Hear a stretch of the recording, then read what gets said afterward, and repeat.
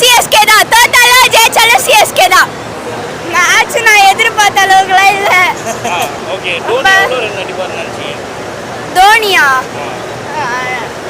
ஒரு 20 அப்படி அடிப்பாருன்னு நினைச்சேன். 20 தான் அடிப்பாருன்னு நினைச்சீங்களா? தோனியால அவ்வளவுதானே முடியும், அவருக்கும் வயசாயிடுச்சுல. நான் பெரிய தோனி ஃபேன். நான் கிரிக்கெட் பார்க்க ஆரம்பிச்சதே தோனியால் தான்.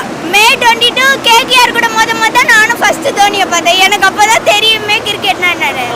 யங்ஸ்டருக்கு நிறைய வாய்ப்பு தரணும். தீபக் கூட வேணாம், ராகுல் திருப்பதி வேணாம், விஜய் சங்கர் வேணாம். இது நான் கண்டிப்பா சொல்வேன். அடுத்த மேட்ச் யங்ஸ்டரை கூட்டு வந்தா மேட்ச் நம்ம கையில. அன்சுல் கம்போஜ் எவ்வளவு நல்ல பவுலிங் போடுறாரு.